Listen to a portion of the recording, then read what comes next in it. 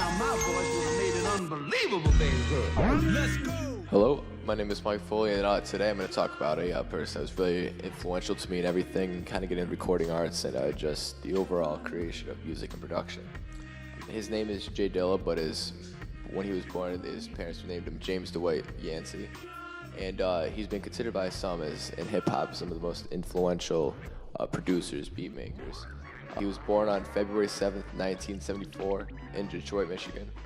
And at the age of just 2, his mom reported that he was matching perfect pitch harmony, and he started collecting vinyls at just 2 years old.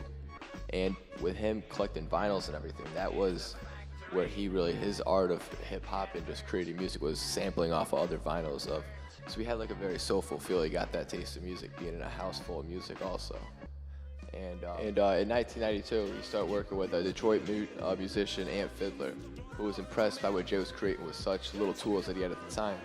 And so he let him come into the studio one time, and he had MPC, which is like a drum machine. It's a drum pad. Like, he just learned it so quick and everything, so that's where he started sampling off the records and putting the samples on each of the pads and creating a song live in a sense, but for the artist to rap over it.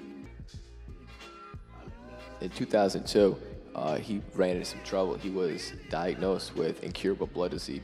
It's called TTP. And even though when he was faced with this obstacle of just having that thought of, he still performed, went around, did a tour in Europe in November of 2004. And also, that was the year that he really kind of came out to the public and was just like, I have this disease. So that kind of brought to the attention because he was having like a lot of weight loss. So people were questioning it, like, all right, what's going on? And 2004 it came out, but he toured in Europe in a wheelchair.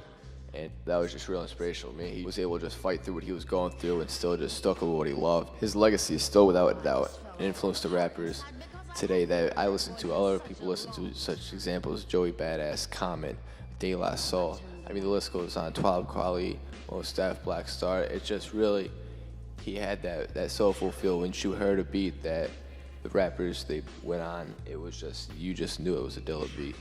And the way he just added soul and everything he went through, he put that through his music and everything.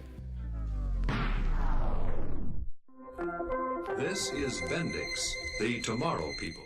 His last mixtape that he dropped personally by himself was Donuts on his birthday, February 7th, turning 32 on that day. 3 days later, he passed away from cardiac arrest at his house.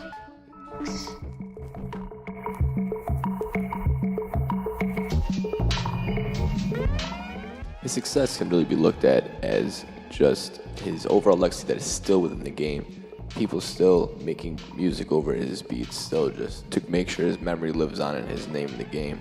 And as years goes on that he has passed away, now his work is really making an impact on the game. When there's no longer, we cannot produce anymore, you really appreciate what we have. And I thank you. This has been a episode of Mike in the Morning. Peace out.